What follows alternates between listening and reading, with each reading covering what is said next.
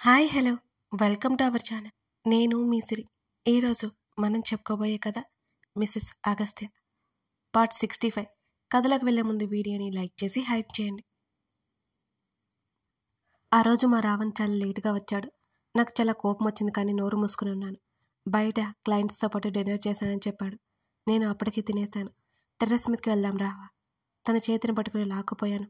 ఇద్దరం కలిసి పెయింట్ హౌస్లోనే ఉన్నా. పరుపు లాక్కొచ్చుకుని బయట పడేశాం. అంటే నేను జస్ట్ చేయి వేశాను, తనే లాగాడు అనుకోండి.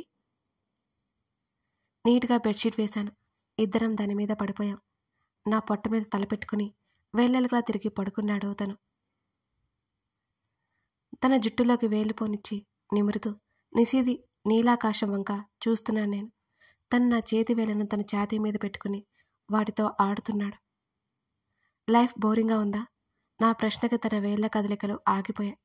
నా వైపు తల తిప్పి కళ్ళు చిన్నగా చేసి చూశాడు అగస్త్య. ఊరికే అడగాలనిపించింది, చెప్పు అని వెర్రినవ్వు ఒకటి నవ్వాను. లేదు, నాకెందుకు బో, నువ్వు ఉన్నావు కదా వసపిట్టలా వాగడానికి. తన మాటలకి కోపంగా చూశాను నేను. మరి నువ్వు నాతో దాదాపు 3 months సరిగ్గా మాట్లాడలేదు. అప్పుడు గట్టి పాయింట్ దొరికేసింది నాకు. అయ్యగారు ఇప్పుడు సమాధానం చెప్తారా అని నేను గర్వంగా చూశాను. నిన్ను చూస్తూ ఉండడమే సరిపోయింది, ఇక బోర్ కొట్టడానికి టైం ఎక్కడిది. ఆ డైలాగ్తో మరోసారి నా హృదయాన్ని కొల్లగొట్టేశాడు మా రావణుడు. నువ్వు పెద్ద మాయలోడివి తెలుసా అని అన్నాను తన జుట్టు లాగేస్తూ. నువ్వు చెప్పావు కదా, తెలుసుకుంటానులే అని అగస్త్య అన్నాడు. నా వైపుకు తల తిప్పి చూసి చిన్నగా నవ్వాడు. తన వైపే చూస్తూ చేతులు చాచాను నేను. నా గుండెల మీద తన చెంపా నుంచి నా గడ్డం మీద ముద్దు పెట్టుకున్నాడు. మాటలతో, టచ్తో, మౌనంతో కూడా మాయ చేయడం నీకు మాత్రమే సొంతం అన్నాను ప్రేమగా తన నుదుటి మీద జుత్తుని వెనక్కి తోస్తూ. నా హృదయం మీద మెత్తగా ముద్దిచ్చాడు తను. ఆ చల్లగాలికి కళ్ళు మూసుకుపోతున్నాయి. సప్తమి నాటి వెన్నెల కాబోలు. తన ముఖం ఆ వెలుగుకి ప్రకాశవంతంగా ఉంది. నిద్రపోతున్నప్పుడు తెగ ముద్దు వచ్చేస్తాడు. అప్పుడే నిద్రపోయావా? మూసి ఉన్న కళ్ళను చూస్తూ తన చెంప మీద చేయి వేశాడు. లేదు, చల్లగాలి వస్తుంటే అలా పడుకున్నాను అన్నాడు తను. ఈ జన్మంతా నీతోనే, నీతో గడిపే క్షణం ఒక క్షణం కూడా నా హృదయంలో భద్రంగా దాచేసుకుంటాను. అంత ఇష్టం నువ్వంటే. I love you Ravan, I love you so much. Please నన్ను వదిలిపెట్టకు. ఈ మాటలు నా మనసులోనే వెల్లువెత్తాయి, తన వరకు చేరలేదు. నా కంటి కొనల నుంచి కన్నీటి దారులు జుత్తులోకి ఇంకిపోయాయి. తన చెయ్యి నా చెంప మీద నుంచి నా ముఖమంతా పాకి నా కన్నీటిని గుర్తించింది. నేను కళ్ళు తుడుచుకునేసరికి నా కన్నీటి తడి తన చేతులకు తగిలింది. తను లేచి కూర్చుని నా ముఖంలోకి చూశాడు. దొరికిపోకూడదు కదా, అప్పటికే కళ్ళు మూసుకున్నాను నిద్ర నటిస్తూ. నా రెక్క పట్టుకుని పైకి లేపి స్టూపిడ్ గర్ల్ అని పళ్ళు నూరుతూ అన్నాడు. అబ్బా, ఏంటి మోటు సరసం? ఏమీ తెలియనట్టే అన్నాను. నటించకు, ఎందుకు ఏడుస్తున్నావు కోపంగా అడిగాడు. తనకి దగ్గరగా జరిగి తన భుజం మీద తలవాల్చాను నేను. ప్లీజ్ రావణ్, నీకు ఎప్పుడైనా కోపడాలనిపిస్తే కోప్పడు, గొడవపడాలనిపిస్తే గొడవపడు, తిట్టాలనిపిస్తే తిట్టు, కొట్టాలనిపిస్తే చిన్నగా కొట్టే. నాతో మాట్లాడకుండా ఉండకు. మన మధ్య దూరాన్ని నేను భరించలేను. నీతో 100 ఏళ్ల జీవితం ఊహించేసుకున్నాను. నా జీవితం చివరి వరకు ఒక క్షణం కూడా నువ్వు లేకుండా నేను గడపలేను. నువ్వంటే నాకు పిచ్చి, ప్రాణం. నన్ను దూరం పెట్టకు. నాకు దూరంగా నువ్వు ఉంటావేమో నాకు తెలియదు, నేను మాత్రం ఉండలేను. చచ్చిపో అనే మాటలు నా నోటి నుండి వచ్చేలోపు నా పెదవులు తన మెదవుల మధ్య చేరిపోయాయి. తనకి కోపం వచ్చినట్టుంది. తన ముద్దులో నాకు కోపం తెలుస్తుంది. ఆ కోపం మెల్లిగా కనుమరుగైపోయి సున్నితమైన ముద్దుగా మారి నన్ను గుండెలకు హత్తుకున్నాడు అగస్త్య. ఇడియట్, మెంటల్ తనంటుంటే నవ్వుకున్నాను నేను. మెల్లిగా తల పైకి ఎత్తి తన ముఖంలోకి చూస్తూ, కోపం తెప్పించానా అని నవ్వుతూ అడిగాను. చాలా అన్నాడు నా తల మీద ముద్దు పెడుతూ.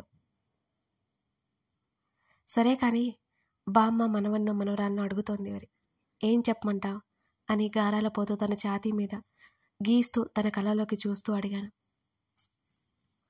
ఇంకా టైం ఉందని చెప్పు. నన్నే చూస్తూ పెదవి విరిచాడు అగస్త్య. నో నో నో, నేను ఒప్పుకోను అన్నాను. ముందు నీ ఫైనల్ ఇయర్ కంప్లీట్ చెయ్యి. నా తల మీద గడ్డమానించి నన్ను చుట్టేశాడు అగస్త్య.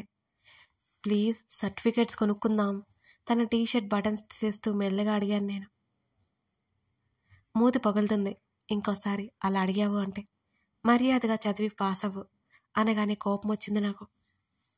అయినా తనకి దూరం జరగాలి అని నాకు అనిపించలేదు.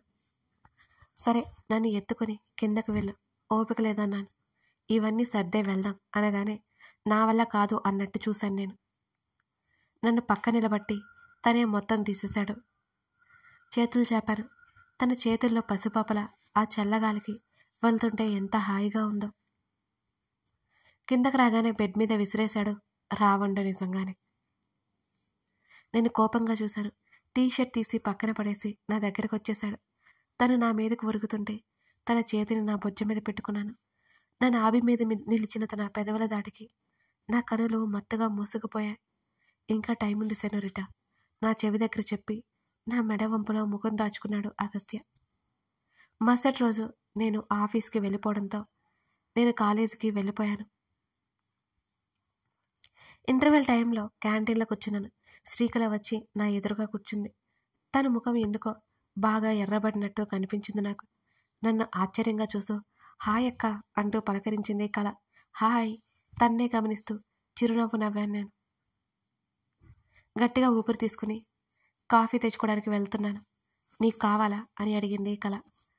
యా నాకు కూడా అన్నాను నేను. తను వెళ్ళి చెరొక కాఫీ కప్ తీసుకొచ్చింది. ఏమైంది అలా ఉన్నావు? ఒక సిప్ వేసి అడిగాను. ఏమైంది? ఏమీ కాలేదు. ఏం పర్లేదు చెప్పు. నీ ముఖం ఏడ్చినట్టే ఉంది తెలుసా. ప్రాబ్లం ఏంటో చెప్పవా నాతో అని అడిగాను. నేను ఎవరిని పట్టించుకోకూడదు, ఎవరి విషయంలో ఇన్వాల్వ్ అవ్వకూడదు. నా స్వార్థం నేను చూసుకోవాలని బోల్డన్నిసార్లు అనుకున్నాను. నేనే నాకు హితబోధ చేసుకున్నాను. అది తీసి గంగలో కలిపి మారని నా స్వభావాన్ని కంటిన్యూ చేస్తూ ఉన్నాను. అవన్నీ నీకు అవసరమా అని హెచ్చరిస్తున్న అంతరాత్మని తొక్కేసి నా పనిలో నేనున్నాను. ఏం లేదక్క, ఒక అతను నాతో మిస్బిహేవ్ చేస్తున్నాడు. ఎక్కడెక్కడో టచ్ చేస్తున్నాడు. కంటి నుంచి జారిపోతున్న నీళ్లను తుడుచుకుంటూ మెల్లిగా అంది శ్రీకళ. తన మాట వినగానే నాకు కోపం సర్రున పొంగింది. ఎవరా వెధవ అని అడిగాను. ఇదే కాలేజ్, ఏం చేస్తుండో తెలీదు, ఏ బ్లాక్నో కూడా తెలీదు. తల వంచుకొని ఏడుస్తూ చెప్పింది కళ. డీన్కి కంప్లైంట్ ఇవ్వకపోయావా కోపంగా అన్నాను నేను. భయంగా ఉందక్క అని చెప్పింది కళ. భయపడితే వాడు ఇంకా ఎక్కువ చేస్తాడు, పద నేను వస్తాను నీతో అన్నాను. నువ్వు చెప్పినట్టే చేస్తాను, ఇప్పుడు వద్దు. కళ మాట దాటేసింది. కొందరింతే ఇలాగే భయపడుతూ ఉంటారేమో అనిపించింది ఆ క్షణం కళని చూస్తుంటే నాకు. తనకి చాలాసేపు ధైర్యం చెప్పి తన బ్రెయిన్ వాష్ చేయడానికి చాలా ట్రై చేశాను. తనంతా భయపడుతుందంటే బాబోయ్ అనిపించింది నాకు. తర్వాత ఇద్దరం క్లాస్కి వెళ్ళిపోయాం. నేను మధ్యాహ్నం కళ కోసం చూశాను, కానీ అరగంట ఎదురు చూసినా తను రాకపోవడంతో నేను స్కూటీలో స్టార్ట్ అయిపోయానిక. డైరెక్ట్గా విన్నీ దగ్గరికి వెళ్ళాను. మిట్ట మధ్యాహ్నం ఎండలు పెరిగిపోయాయి. చిరాకు వస్తున్నా తప్పక దాని దగ్గరికి వెళ్ళాను. కాలింగ్ బిల్ కొట్టగానే పని ఆవిడ వచ్చి తలుపు తీసింది. వంశీ విన్నీ ఇద్దరు హాల్లో సోఫాలో కూర్చున్నారు. విన్నీకి ఫ్రూట్స్ తినిపిస్తున్నాడు వంశీ. నవ్వుతూ చూశారు. నన్ను చూసి ఇద్దరు ఆశ్చర్యపోయారు. హేయ్ శ్రీ రారా, విన్నీ తెగ సంతోషపడిపోతూ నన్ను పిలిచింది. నేను వెళ్ళి విన్నీకి అటువైపు కూర్చున్నాను. వంశీని చూసిన ప్రతిసారి నేను ఒకటి అనుకుంటాను, మా విన్నీకి మొగుడు కాబట్టి ఇతను బ్రతికిపోయాడని. అంతేకాదు, వంశీ పశ్చాత్తాపడ్డా నాకు అతని మీద కోపాన్ని తొడిచేసింది. కొన్ని జ్ఞాపకాలు మెల్లిమెల్లిగా చెరిగిపోతుంటాయి. అలాగే వంశీ చేసిన పొరపాటు, దానివల్ల పర్యవసనాలు ఇప్పుడు నాకు అంతగా గుర్తు రావడం లేదు. ఫ్రెండ్ ఇంటికి వస్తే ఊరుకోబెట్టడం అంతేనా? ఎండను పడొచ్చనా? చల్లగా ఏమైనా ఇద్దామని లేదే నీకు అన్నా నేను.